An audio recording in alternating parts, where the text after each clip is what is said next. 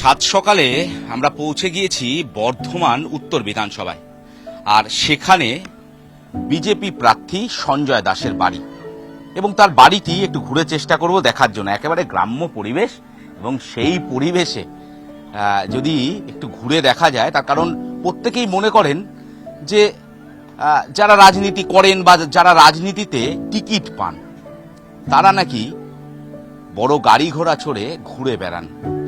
একটু দেখব সঞ্জয় দাসের বাড়ি এবং শুধু তাই নয়, একই সঙ্গে দেখব তার জীবনযাত্রা কেমন, তার সম্পত্তি কতটা, ওটাই একটু খতিয়ে দেখতে সিএনএর ক্যামেরা নিয়ে আমি পৌঁছে গিয়েছি একেবারে সরাসরি সঞ্জয় দাসের বাড়িতে। যারা সেলিব্রিটি হন তাদের একাধিক ঠিকানা থাকে, কিন্তু বর্ধমান উত্তরের প্রার্থীর ঠিকানা তার দাদার বাড়ি। আমরা এই মুহূর্তে নারী বেলবাগান ক্যানেল পার সেখানে পৌঁছে গিয়েছি তার দাদার বাড়িতে। একেবারে সরাসরি প্রার্থী সেখানেই রয়েছেন, প্রতিদিন এখান থেকেই তিনি বেরোন এবং এখান থেকেই তিনি প্রচারে যান। একটু সরাসরি কথা বলার চেষ্টা করব প্রার্থীর সঙ্গে, সারাদিন কেমনটা যায়। সকাল থেকে ঘর থেকে বেরিয়ে ভালোই যায়, খারাপ কিছু যায় না। আর মানুষের আশীর্বাদ আমার পাশে আছে। আমি দেখছি যে গ্রামে যাচ্ছি সেই গ্রামে আমাকে খুব ভালোবাসছে, কেউ শরবত খাওয়াচ্ছে, কেউ মিষ্টি খাওয়াচ্ছে, এতে আমারও খুব ভালো লাগছে তাদের কাছে। আমি যে এত আদর যত্নে আমাকে তারা পছন্দ করছে, এটা খুব আনন্দ। একটু বসে কথা বলি। সঞ্জয় দা, এই যে প্রার্থী হওয়া, আমরা তো সাধারণত ভাবে দেখি যারা রাজনৈতিক দলের প্রার্থী হন তারা নাই সেলিব্রিটি হন, অথবা দোর্দণ্ড প্রতাপ নেতা হন, বা তাদের বাহুবল এতটাই যে তারা হিমালয় পর্বতও নাড়াতে পারে। কিন্তু আপনার বাড়িতে এসে পৌঁছলাম, কিন্তু পৌঁছানোর পর দেখলাম যে আপনার ডিক্লারেশন যেটা রয়েছে সেখানে আপনার বাড়িও নেই, আপনি দাদার বাড়িতেই থাকেন। এই যে ছাপোষা জীবনযাপন, সেখান থেকে এইরকম একটা লড়াইয়ের জায়গায় আসা বা প্রার্থী হওয়া, এটা কিভাবে সম্ভব? দেখুন, আমি দীর্ঘদিন বিজেপি পার্টির সঙ্গে যুক্ত। আমি 2016 থেকে 19 মন্ডল সভাপতি ছিলাম।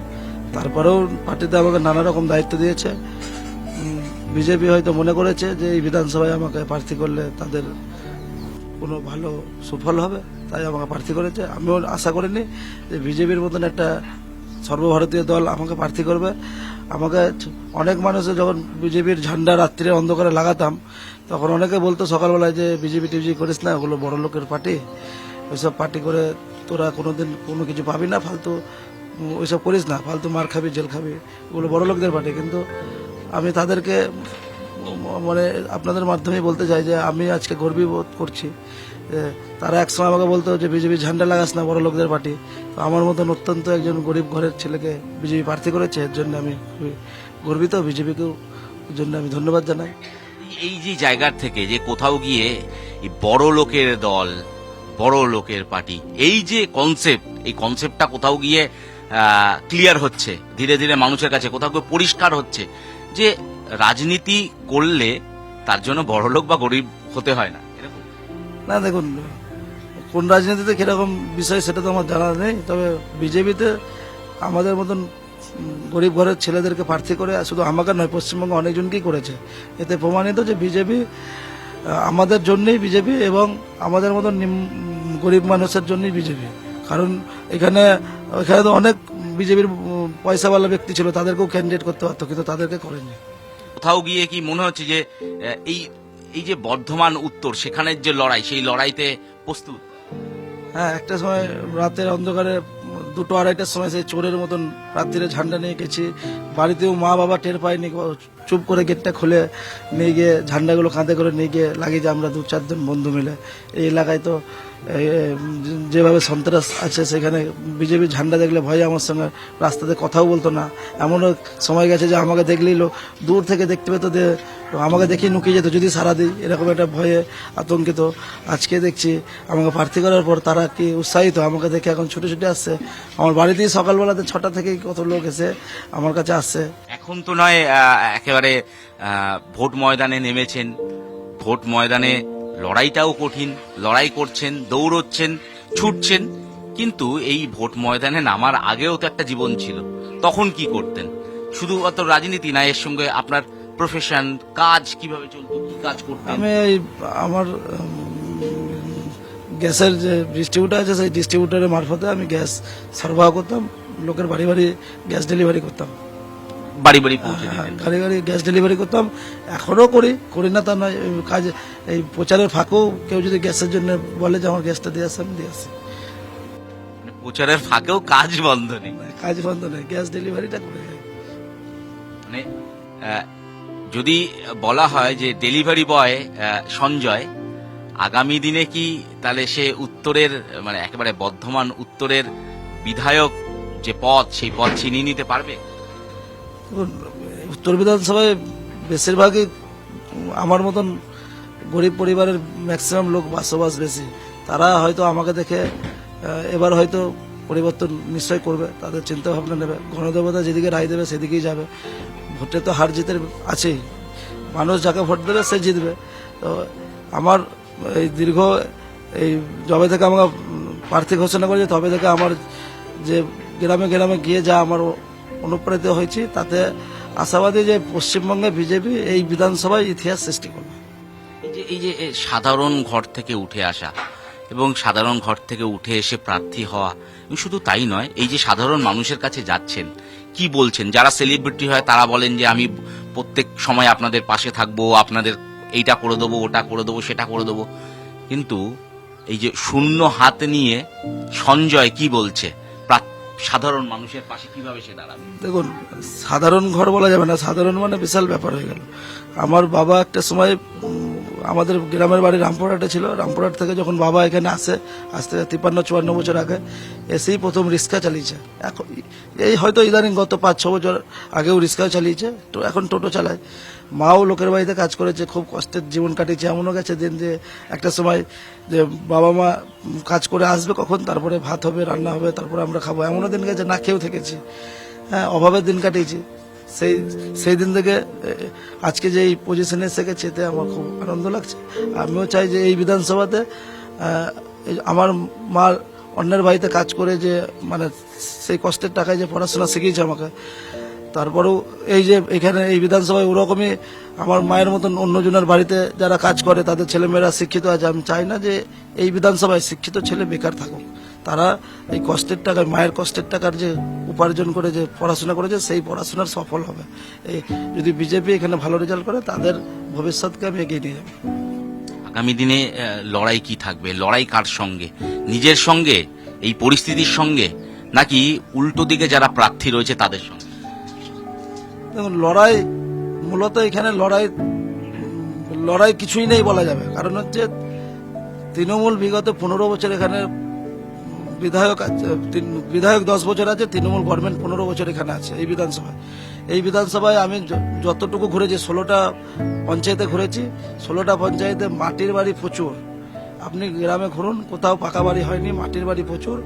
গ্রামে প্রধানমন্ত্রী যে জল মিশন যোজনায় জলের পাইপ গেছে, কল বসেনি, ড্রেন নাই, নিকাশির ব্যবস্থা নেই, রাস্তাঘাট খারাপ। আপনি আমার বাড়ির সামনেই কেলেনটা দেখুন, কেলেনে কোনো নিকাশি নেই। কেলেনের অবস্থা এখন যদি বৃষ্টির জলা হয় তো এই গ্রাম ডুবে যাবে।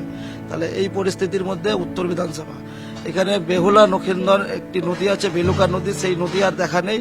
সেই নদী ভরাট হয়ে বড় বড় বিল্ডিং হয়ে গেছে। সেইগুলো আমরা এখানে যদি বিজেপি ভালো রেজাল্ট করে, সেই নদী আবার নদীর জায়গায় ফিরে যাবে, পুকুরের জায়গায় ফিরে যাবে। এখানে আর পুকুর নেই, এই বিধানসভায় পুকুর সব ভরাট হয়ে বাড়ি হয়ে গেছে। যদি ভগবান না করুক, যদি আগুন লাগে তো জল নেভানোর জায়গা নেই। এই গ্রামে প্রচুর বড় বড় পুকুর ছিল, সেসব পুকুর সব বন্ধ করে ঘর করে ফেলেছে। সেইগুলো আমরা উদ্ধার করব, এবং যাতে এই বিধানসভা ভালো দিশায় এগোবে, বেকার ছেলে মেয়ে চাকরি পাবে, সেই ব্যবস্থা আমরা করব। আমরা দেখি যে সাধারণত যারা একটি রাজনৈতিক দলের মতাদর্শে বিশ্বাসী হয়, তারা অন্য রাজনৈতিক দলের কর্মী হোক বা অন্য রাজনৈতিক দলের পার্টি অফিস হোক, তাদেরকে একটু এড়িয়ে চলার চেষ্টা করে। কিন্তু আমরা দেখছি যে আপনি তো সবার সঙ্গে কথা বলছেন। এইটা কি, কারণটা কি? মানে এটা কি বিজেপি প্রার্থী সঞ্জয় সে প্রচারে বেরোচ্ছে, নাকি এই গ্রামের এই মাটির ছেলে সঞ্জয় সে প্রচারে যাচ্ছে? দেখুন, আমাকে বিজেপি প্রার্থী করেছে, তো আমি শুধু বিজেপির প্রার্থী নয়, আমি এই বিধানসভায় সর্বদলের মানে যত রকমের রাজনৈতিক দল আছে তাদের প্রার্থী আমি। তাতে সিপিএম হোক, তৃণমূল হোক, কংগ্রেস হোক, আমি সবার কাছে যাব। আমার উদ্দেশ্য সেও আমাকে ভোট দেখ, তারও ভোটের প্রয়োজন আছে, তার ভোটটা হলেও দ্বিগুণ ভোট হবে এখানে বিজেপির। সেই জায়গায় আমি সেই দিশায় এগোচ্ছি। পশ্চিমবঙ্গে ইতিহাস সৃষ্টি হবে এই বিধানসভায়, এই উদ্দেশ্যে আমি এগোচ্ছি। একদম মাটিতে বসে রয়েছে সঞ্জয়।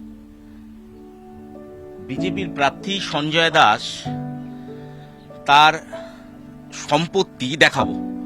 তার আগে জানিয়ে রাখি যে আমরা সকাল থেকে দেখি যে প্রার্থীরা বাড়ি থেকে বেরোনোর পর বিভিন্ন জায়গায় তারা পৌঁছে যান এবং সেখানে গিয়ে প্রচার করেন। এবং কোথায় প্রচার করেন? সাধারণত গ্রামে, গঞ্জে অথবা বিভিন্ন এলাকায়, কিন্তু প্রত্যেকেই একটু এড়িয়ে চলার চেষ্টা করেন অন্য রাজনৈতিক দলকে। কিন্তু সঞ্জয় সবার কাছে পৌঁছে যায়। ঠিক যেভাবে সঞ্জয় প্রয়োজনে যার বাড়িতে গ্যাসের প্রয়োজন তার বাড়িতে রান্নার জন্য গ্যাস পৌঁছে দিত, সেভাবেই সে বিজেপি প্রার্থী নয়, এই উত্তর বর্ধমানের ছেলে, সে পৌঁছে যাচ্ছে বিভিন্ন মানুষের ঘরে। তিনি অন্য বা ভিন্ন রাজনৈতিক দলের বিশ্বাসী হতেই পারেন। সেই ছবিও কিন্তু আমাদের ক্যামেরায় ধরা পড়েছে। সাধারণত যারা প্রার্থীরা, তারা শোনা যায় যে তারা তাদের স্থাবর অস্থাবর সম্পত্তি কিছুটা হলেও লুকিয়ে রাখার চেষ্টা করে। ঠিক সেভাবেই উত্তর বর্ধমানের যিনি বিজেপি প্রার্থী, তিনিও কিন্তু তার সম্পত্তি ডিক্লারেশনে দেননি। বিরাট একটি তার সম্পত্তি রয়েছে যেটা তিনি লুকিয়ে রেখেছেন। কি সেই সম্পত্তির উপরে এই মুহূর্তে আমি বসে রয়েছি, তার এই সাইকেল, যেটা ডিক্লারেশনে দেওয়া হয়নি। তার কারণ প্রতিদিন সকালে এই সাইকেল নিয়েই সে পৌঁছে যায় সাধারণ মানুষের বাড়িতে গ্যাস ডেলিভারি করতে। কিন্তু কেন তিনি এত বড় সম্পত্তি লুকিয়ে রাখলেন, একটু সরাসরি তার সঙ্গে কথা বলবো।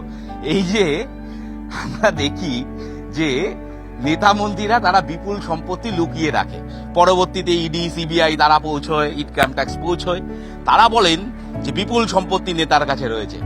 তা আপনি আপনার এত বড় একটি সম্পত্তি যেটা ডিক্লারেশনে তো দেনইনি, এবং এই সম্পত্তি নিয়ে কি করেন? দেখুন, এই সাইকেলটা আমার মানে বাড়ির জন্য, সবার জন্য এই আমাকে মানে খাবারের বন্দোবস্ত করে দেয়। এই সাইকেলটাই করে আমি গ্যাস ডেলিভারি করি। এই গ্যাস ডেলিভারি করার পর যা উপার্জন হয় সেই উপার্জনের অর্থ বাড়িতে দিই, আরও আমার যারা পার্টির কর্মী তাদেরকেও দিই। আর দিনের শেষে যতটা আমার ইনকাম হয় সেই ইনকামের টাকা পার্টির কর্মীদেরকে দিয়ে দিই, বাড়িতেও কিছু দিয়ে দিই, নিজের জন্যও কিছু রাখি। তো এই জন্যে সাইকেলটা আমার ভগবান তুল্য, এই জন্য এই ভগবান নামটা আমি দিইনি। ভগবানের নামটা তাই ডিক্লারেশন থেকে বাদ। একদম। এই প্রতিদিন এই সাইকেল নিয়ে বেরিয়ে পড়ে? এই সাইকেল নিয়ে বেরিয়ে পড়ি। এই সাইকেলটা নিয়ে 2-3টে গ্যাস চাপাই, 3টে গ্যাস নিয়ে যাই, বাড়ি বাড়ি পৌঁছে দেয়। বাড়ি বাড়ি পৌঁছে দিই। প্রত্যেকদিন মোটের উপরে কত গ্যাস ডেলিভারি করতে হয় আপনাকে? প্রতিদিন ওই কোনোদিন 20টা দিই, কোনোদিন 25টা দিই, কোনোদিন 10টাও দিই। রোজগার কত হয়? তার কারণ হচ্ছে প্রত্যেকেরই তো একটা রোজগার রয়েছে। আমরা সাধারণত শুনি যে কারুর 10,000 টাকা রোজগার, কোনো প্রার্থীর 10 লক্ষ টাকাও রোজগার। দেখুন, প্রতিদিন হয়তো আমার খুব বেশি হলে 300 থেকে 400 টাকার মতন রোজগার হয়, এর বেশি কিছু হয় না। এই 300-400 টাকার মধ্যে নিজেকে চালাতে হয়, সংসারও চালাতে হয়। না, সংসার বলতে তো আমার তো সংসার বলতে কিছু নেই। দাদার বাড়িতে থাকে, দাদা আমাকে রেখে দিয়েছে, বাবা মাও আছে এখানে, একসঙ্গে থাকে, খরচা কিছুই নেই সেরকম। যেটা উপার্জন হয় সেটা পার্টির কর্মীদেরকে দিয়ে দেয়, আমার তো খরচা কিছু নেই। এইভাবেই চলছে। এইভাবেই চলছে। আর যখন বাড়ি ফেরেন তারপর রাজনীতির ময়দানে নেমে পড়েন? বাড়ি ফেরি তখন প্রতিদিন রাজনীতির ময়দানে বুথের কর্মীদের বাড়ি যাই, কোনো কর্মী অসুস্থ হলো কিনা তার বাড়িতে যাই, খোঁজ খবর প্রতিদিনই নিই। প্রত্যেকদিন বেরিয়ে পড়তে হয়? সাইকেল নিয়ে যায়। এই সাইকেল নিয়ে যায়। এই যে সাইকেলটা দেখতে পাচ্ছেন আপনারা, অনেকেরই মনে হবে যে এই সাইকেলটা যদি আপনি বর্ধমান উত্তরের রাস্তায় কোথাও দেখতে পান, ভাববেন যে সঞ্জয় দাস আপনার বাড়ির আশেপাশেই কোথাও পৌঁছে গিয়েছে। হয়তো সে গ্যাস ডেলিভারি করতে পৌঁছতে পারে, হয়তো আপনার বাড়ির পাশে কেউ অসুস্থ হয়েছে তাই সঞ্জয় পৌঁছে গিয়েছে, হয়তো কারুর প্রয়োজন সঞ্জয় পৌঁছে গিয়েছে। সেই সাইকেলে চড়েই গোটা বিধানসভা কেন্দ্র ঘুরে ঘুরে ঘুরে ঘুরে বেড়ান। এই মুহূর্তে তিনি পায়ে হেঁটে প্রচার করলেও তার সঙ্গী সাইকেলটিকে তিনি কিন্তু ভগবানের সঙ্গে তুলনা করেন। তার কারণ এই ভগবানই তাকে প্রতিদিন পৌঁছে দেয় সাধারণ মানুষের ঘরে, তার কর্মক্ষেত্রে, এবং শুধু তাই নয়, একই সঙ্গে তার রোজগারের সব থেকে বড় ভরসা এই সাইকেল। ভাবছেন ভোটের বাজারে কেন দৌড়চ্ছি? না, কোনো ভোট সন্ত্রাস নয়, ভোটের বাজারে প্রার্থীরা প্রচন্ড ব্যস্ত, তাই প্রার্থীকে ধরতে এই মুহূর্তে দৌড়চ্ছি। এবার চড়ে বসেছি প্রার্থীর সাইকেলে, কারণ এই সাইকেলই তার জীবনের চাকাকে প্রত্যেক দিন ঘুরিয়ে নিয়ে চলেছে, তাই তার সাইকেলে চড়ে বসেছি। আর এই মুহূর্তে তার সঙ্গে এই সাইকেলে চেপেই যাব প্রচারে। বিধানসভা লড়াই করে সঞ্জয় দাসকে বিপুল ভোটে জয় করুন।